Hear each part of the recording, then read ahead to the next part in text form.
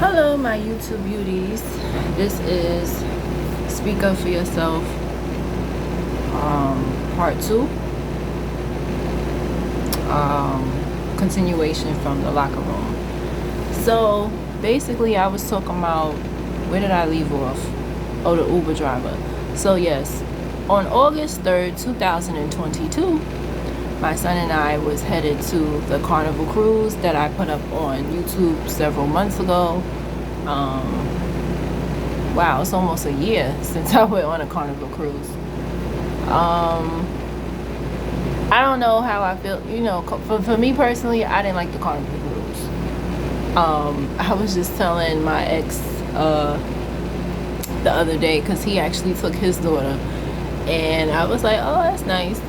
But he went for 6 days, and he only went to one place. And I'm like, that's the issue I have. Like, all them days, and you went two places, but inside Bahamas. And, but yeah, that's, so the Uber, we took to the boat or what have you. And this Uber driver was just, from the moment I got into his Uber, the energy was off. And for me, I really have a problem with listening to my gut. A lot of times I don't listen to it because I'm human, but it's just, I don't know what's wrong with me sometimes. Something was telling me get out his car. From the moment I got in, like, the energy was totally off. From the moment I got in, he was rude. And so I'm a type of person, and people can say what they want. Whatever energy you give to me, I'm gonna give it right back to you if it's outside work. If you're nasty to me, I'm gonna be nasty to you. If you throw something at me, I'm gonna really throw it at you. Whether if it be guys, if you a dude and you trying to holler at me, or I'm trying to holler at you, whatever energy you give off, I'm gonna give it to you. So you may be like, oh, but why is she acting like this? It's something about you why I'm acting like that. I act accordingly. If you give me garbage, I'm gonna give you vomit. If you give me garbage, I'm gonna give you diarrhea. Whatever you give me, I'm gonna multiply it. That's just, I can't help it. That's my personality, right?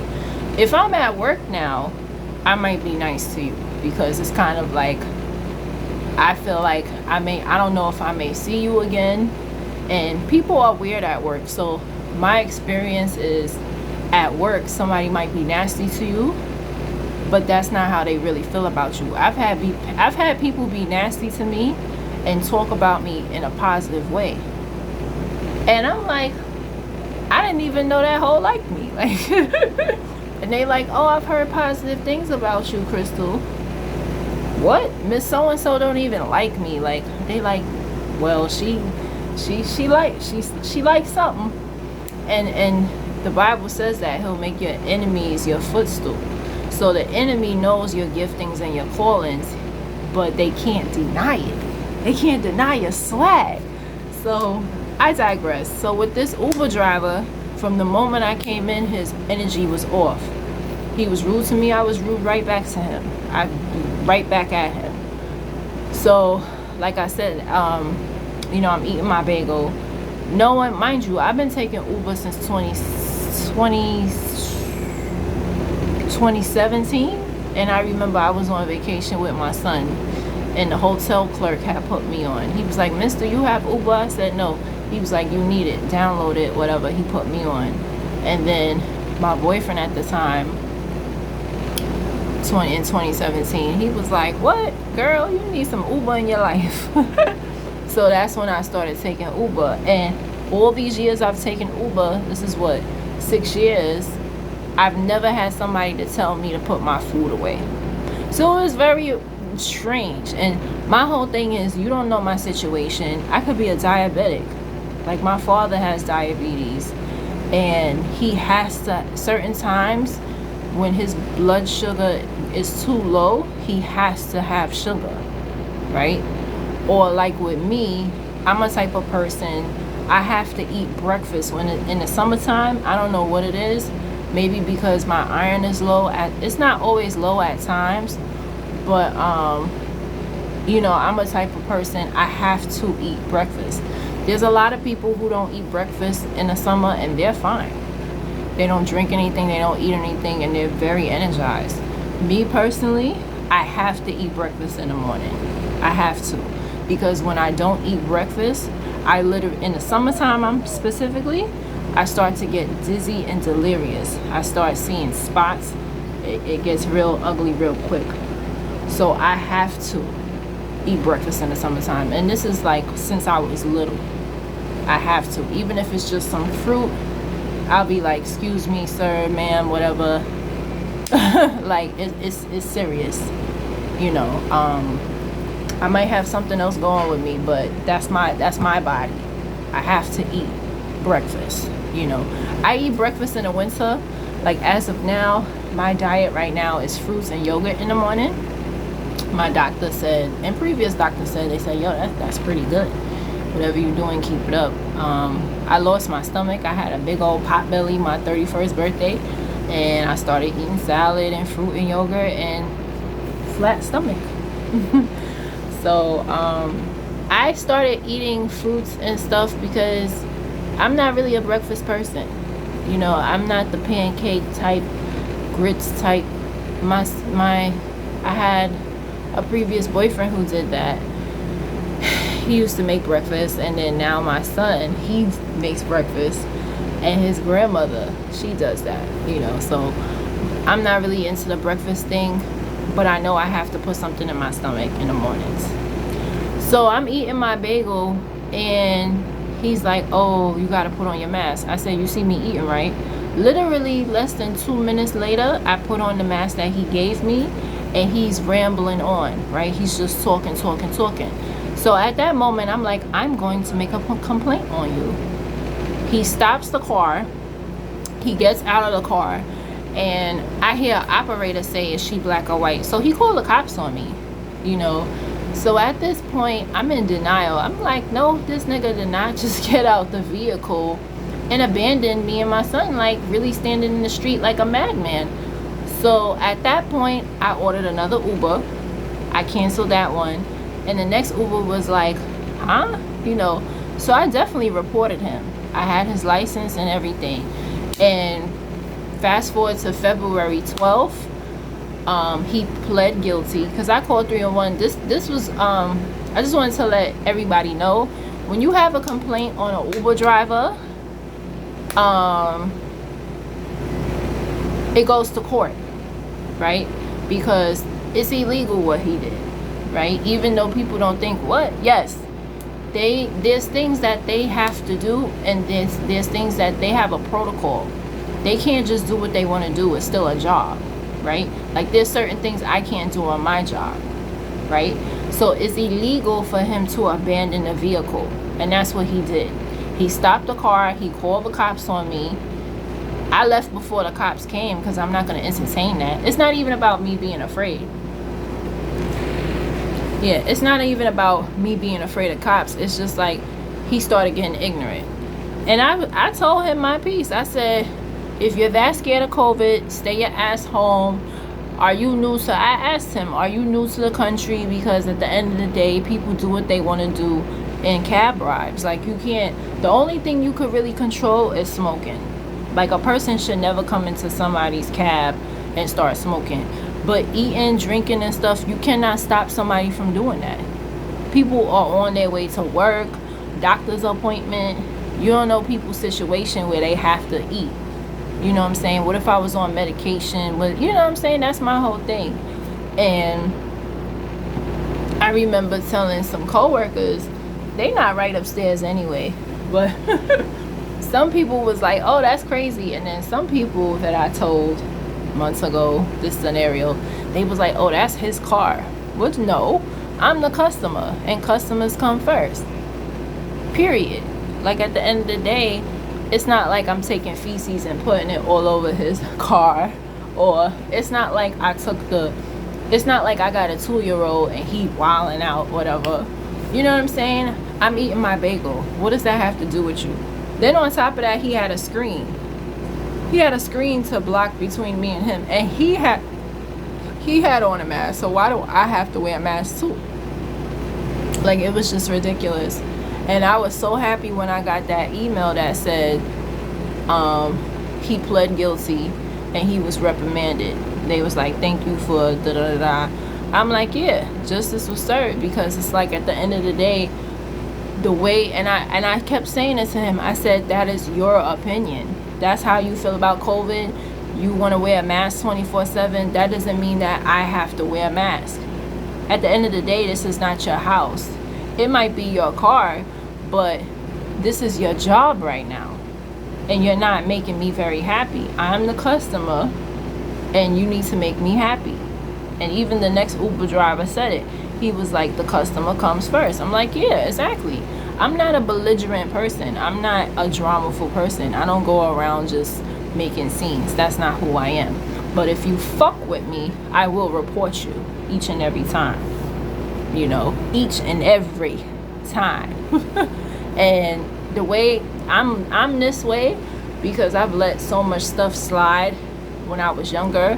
Like when I gave birth to my son in Kings County, I had such a horrible experience, and everybody told me, Crystal, you should have reported that. It's too late because my son is 14 now. And then another time recently, I found out I had a fibroid, and that's another thing I wanted to talk about. So I live in Brownsville, which is one of the worst neighborhoods, if not the United States. I'm not gonna say the world, but in the United States, it's one of the worst neighborhoods in Brooklyn. And not because it's poverty stricken, but I tell anybody, please do not come to Brownsville for any medical nothing. Please don't, because they're horrible. Like, they will treat you like you're nothing. They will talk to you like you're nothing. You could be on time for your appointment. It doesn't matter. You still have to wait an hour or more. You could be late. You still gotta wait. It doesn't matter what time you come. You always have to wait. That's number one. Number two, they don't care about you. I had a black doctor. Her name is Dr. Davis. Yes. And she told me I was crazy. She told me she's been a doctor longer than I've been alive. She told me, how could you have fibroids and you only bleed heavy one day out of your entire period? And she just made me feel like something was, like a child, like something was wrong with me. So I got a second opinion, and yes, I went to white people. And it's a shame because my parents, my entire life, like my parents live in East New York. I grew up in East New York. My mother always went to Long Island my parents don't have a car, but my mom always went to Long Island for the doctor. And I never understood that. And my parents were like, Crystal, you cannot trust the hood for nothing. And it's sad because we live in the hood. But as far as education and things of that nature, when it comes to your medical, you can't trust the hood. It's really sad. And then what's even more sad about it is it's our own kind. People say, somebody put up on LinkedIn, and I'm surprised she put that up there because she worked for DOE for 25 years, and she put up, oh, it needs to be more black principals. That's all there is in the hood. All the principals in the hood is black. Each and every one of them. You know, of course, if you have a white school, they have a right to have a white principal. If I was white, I would want the principal to be white too. The fuck? Like, you know, so I didn't know what she was talking about. Most of the principals are black, and I think that's the problem. Like, it needs to be a little bit diversity. I feel like there's nothing wrong with, like, I went to all black schools, but they were conscious and woke, and they understood our needs, right? I went to private schools, and it's just a different dynamic, you know. And I'm not saying that private schools are perfect, but they, you know, made sure we were properly educated. They made sure we knew our black history. The only man I didn't really know about was Malcolm X, because he's Muslim, so obviously in a Christian school they're not going to really elaborate on him. So, but they made sure we knew, you know, our stuff. You know, I didn't come out of school not knowing my people, you know. So you know, yeah, so it's always our own kind, you know, down from school safety to The Uber driver that's African, he's black, and he doesn't realize, like, you're black too. What are you doing? And I told him, I said, you're going to have a sad awakening. I said, you're going to have a rude awakening because nobody's wearing a mask. I said, did you just start? So I guess everything I was saying, he was internalizing it. He was taking it. It's like, first of all, it's a real world out here. You can't internalize what people say. You know, people have a right to their opinion. I have a right to say what I want to say. So he was just taking it to heart. I'm like, yo, he's weak. Because what about the next person that's going to tell him off just for being African? People don't like Africans. They don't. So he's going to have a real rude awakening about himself. A real rude awakening. Let him go. Brownsville, please. I'm the nicest person you'll meet in Brownsville. People will curse you out and tell you about yourself in Brownsville. And I told him that. I said, you're in Brownsville. Like, you can't take this little bit of heat that I'm giving you. You got a rude awakening. And then with white people, they're not going to play with you either. You know, so I said, good luck to you. You know, because you can't take the heat. Stay out the motherfucking kitchen. You know, so I said all that to say this. Whether if it's Uber, whether if it's your doctor. And I wanted to say for the fibroid thing, I went to the white doctor and she said, ma'am, doesn't sound like you have fibroids, but we're going to test you anyway. She considered my feelings. She didn't dismiss me, right? She made me feel like I was a person. And then I got tested. I had an ultrasound and an MRI, and they found a fibroid the size of a walnut. So ladies, to all my ladies out there, and my young ladies, even if you're 16 hearing this on the sound of my voice, if you're cramping way too much, if you're bleeding heavy and you feel like it's way too much, tell your mama, and tell your mama to take you to a doctor, and so they could run tests on you, right? Because even though there's no cure for fibroids, I have a testimony. Because I did my own research, and the doctor didn't tell me this, but when it's that time of the month, ladies, I stay away from grease, I stay away from liquor, and I stay away from super juicy, anything that's too sweet, I try to stay away from. I stay away from grease, I stay away from coffee. I don't drink coffee anymore anyway, but liquor and grease, that's the main things that I stay away from. If I'm at a bar, I'm drinking ginger ale or water. You know, don't feel no way that, you know, you drinking the water. It really helps. And I could tell you right now, I haven't had any cramps in about 6 months. So there is no cure for fibroids, but your diet and what you intake in your body can help. Also, if you are into exercising, do that. I don't exercise, but I do walk. So the extra walking helps. Your lifestyle has a lot to do with your cramps. So if you're a person who cramps a lot, try to check your diet. Try to drink more water. I don't like water. Yes, I said that.